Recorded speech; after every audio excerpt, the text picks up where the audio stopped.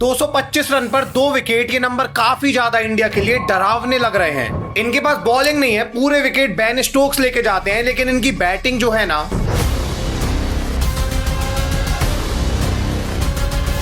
अभी तो जो Root, Harry Brook, Jamie Smith का आउट होना बाकी है। जब ये तीनों परफॉर्म करेंगे तो क्या होगा भाई।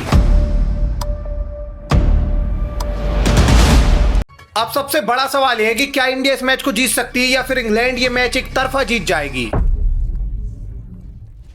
देखिए, कहानी की शुरुआत 23 जुलाई को होती है, जब इंडिया और इंग्लैंड का चौथा टेस्ट मैच स्टार्ट होना था। ये मैच स्टार्ट होने से पहले ही बहुत थ्रिलिंग होने वाला था, ये सबको पता था, क्योंकि ये मैच जो था बहुत इंपॉर्टेंट मैच था। अगर इस मैच को इंग्लैंड जीतती तो सबको पता था कि इंग्लैंड सीरीज ही जीत जाती, और अगर इंडिया जीतती तो 2-2 की बराबरी हो जाती। मतलब ये मैच बहुत ज्यादा इंपॉर्टेंट था। कमाल बात ये थी कि इसके पहले वाला मैच, लॉर्ड का मैच, इतना ज्यादा सिनेमैटिक थ्रिलिंग था कि सबको पता था कि ये मैच कमाल ही होगा। ऐसे में सबकी नजर इस मैच पर रहती है, और 23 जुलाई को जब ये मैच स्टार्ट होता है तो मैच स्टार्ट होने से पहले टॉस होता है। अब टॉस जब इंग्लैंड ने जीता तो इंग्लैंड टॉस जीत के पहले बॉलिंग चुन लेती है, और सब लोग शॉक रह जाते हैं। देखिए, इंग्लैंड ने टॉस जीता, बॉलिंग चुन ली, लेकिन सब लोग शॉक इसलिए रह गए क्योंकि इंग्लैंड टॉस जीत के बॉलिंग कैसे ही चुन सकती है, क्योंकि मैनचेस्टर की जो पिच है ये लॉर्ड जैसी ही है। यहाँ पे फोर्थ इनिंग के अंदर जो एवरेज स्कोर है वो 166 का है। मतलब इंग्लैंड अगर यहाँ लास्ट इनिंग में चेस करने आएगी तो 166 रन एवरेज स्कोर है। मतलब ये ऊपर भी बना पाते हैं तो 200-250 बना पाएंगे। ऐसे में इंडिया अगर 300 का टारगेट भी देगी तो यहाँ पे इंग्लैंड तो हार ही जाएगी। एंड देखिए, जैसी मैनचेस्टर की पिच है ऐसे ही लॉर्ड की पिच थी, और लास्ट मैच में बेन स्टोक ने टॉस जीत के बैटिंग चुनी थी। और वहां पे इन्होंने बैटिंग इसलिए चुनी थी क्योंकि सेकेंड मैच ये बहुत बुरे तरीके से हार गए थे, वहां से सीख के आए थे। और सेकेंड मैच में जब इन्होंने बैटिंग ली तो बाद में मैच जीत भी गए, जब 192 का स्कोर इन्होंने सेव कर लिया फोर्थ इनिंग के अंदर। ऐसे में सब लोग एक्सपेक्ट कर रहे थे कि इस मैच में भी ये बॉलिंग लेंगे, इसके बाद भी ये बैटिंग चुन लेते हैं, जबकि पिच तो सेम होने वाली है, पर ये क्या पता चेस करने क्यों जाने वाले हैं। ऐसा इन्होंने जब डिसीजन लिया तो सब लोग शॉक रह गए, और बाद में जब इंडिया की बैटिंग आई तो इंडिया ने यहाँ डोमिनेट भी किया। मैनचेस्टर में जहां पहली इनिंग के अंदर एवरेज स्कोर 360 का है, वहां इंडिया वैसे ही बैटिंग करने आती है। पहले यशस्वी जायसवाल थोड़ी फंसते दिखते हैं, लेकिन बाद में अच्छी बैटिंग करते हैं, 50 मारते हैं। साथ में केएल राहुल ने भी 46 रन बनाए। इंडिया ने करुण नायर को ड्रॉप किया, और करुण नायर की जगह जब बैटिंग करने साई आए तो उन्होंने मेडन 50 अपनी मार दी थी। 52 not out from 130. और इंडिया यहाँ पहले दिन डोमिनेट भी कर रही थी। 4 विकेट के नुकसान में इन्होंने 250 से ज्यादा रन बना दिए थे, लेकिन एक दिक्कत थी, और वो था ऋषभ पंत का चोटिल होना। देखिए, मैच खत्म होने के बाद क्रिस वोक्स का जब इंटरव्यू लिया गया तो इनसे पूछा गया कि आपने 4 विकेट इंडिया के डाउन किए हैं, अभी आप मैच में आगे हैं या पीछे हैं। यहाँ पर क्रिस वोक्स ने बोला कि अगर यहाँ पे ऋषभ पंत बैटिंग कर रहे होते तो शायद हम पीछे होते, लेकिन पंत का भी विकेट गिर चुका है, वो अब खेलने नहीं आएंगे, इसलिए हम आगे हैं। इंडिया के अभी 5 विकेट गिर गए, क्योंकि पंत तो अभी खेलने आने नहीं वाले, उनको सीरियस इंजरी हुई थी। बाद में पता लगता है कि उनको फ्रैक्चर हुआ है, 6 वीक का उनको बेड रेस्ट दिया गया है, मतलब वो बैटिंग में नहीं आने वाले हैं। इसके बाद भी सेकेंड डे का जब खेल स्टार्ट हुआ, विकेट गिरने स्टार्ट हुए, तो पंत यहाँ पे खेलने आए। इन्होंने लिटरली 54 रन मार दिए उस टूटे पैर से, और उसके बाद टीम ने भी 350 रन का आंकड़ा टच ही कर लिया। बाद में इंडिया ने मिला जुलाकर 358 रन बनाए, और मैनचेस्टर के अंदर पहले दिन का जो एवरेज स्कोर है पहली इनिंग का वो 360 है। मतलब इंडिया ने लगभग उतना स्कोर बना दिया।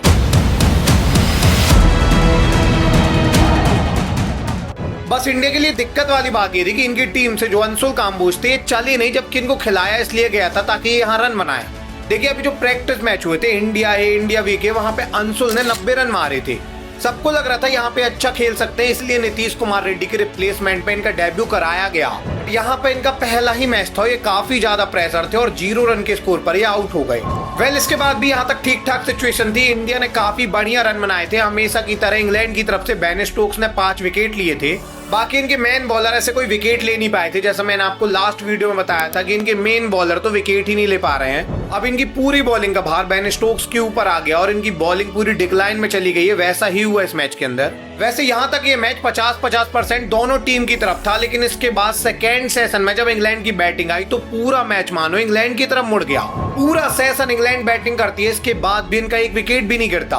फर्स्ट में तो जैक क्रॉले आके फंस रहे थे, लेकिन बाद में ये भी 50 मार देते हैं, और देखते ही देखते इंग्लैंड की टीम 31 ओवर में 166 रन जोड़ देती है, जो लिटरली काफी बड़ा स्कोर है। बाद में जैक क्रॉले का विकेट गिरा, लेकिन इसके बाद भी बेन डकेट जमे रहते हैं। बेन डकेट ने इस मैच में 94 रन बनाए, लगभग इन्होंने सेंचुरी मार दी थी, और पूरा बैट बॉल वाली इनिंग खेल रहे थे। सोचने वाली बात यह कि बेन डकेट 2017, 18, 19 में आईपीएल के अंदर लगातार आए थे। 50 लाख इनका बेस प्राइस था हर ईयर में, 2017 के अंदर 50 लाख में अनसोल्ड गए थे, 18 में भी ये 50 लाख में अनसोल्ड गए और हर साल ये अनसोल्ड जाती थी। मतलब बैन डकेट जो आईपीएल के अंदर 50 लाख में नहीं बिक रहे, वो इंटरनेशनल में ऐसा परफॉर्म कर रहे हैं इंडिया के सामने कि इंडिया वाले भी सोच रहे होंगे क्या खिलाड़ी है भाई ये।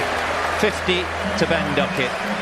बाद में इनका भी विकेट गिरा, लेकिन तब तक बहुत बात निकल चुकी थी। इन्होंने लिटरली 94 रन मार दिए थे और फाइनली इंग्लैंड ने दूसरा दिन का खेल खत्म होने तक 225 रन बनाए 2 विकेट के नुकसान पर।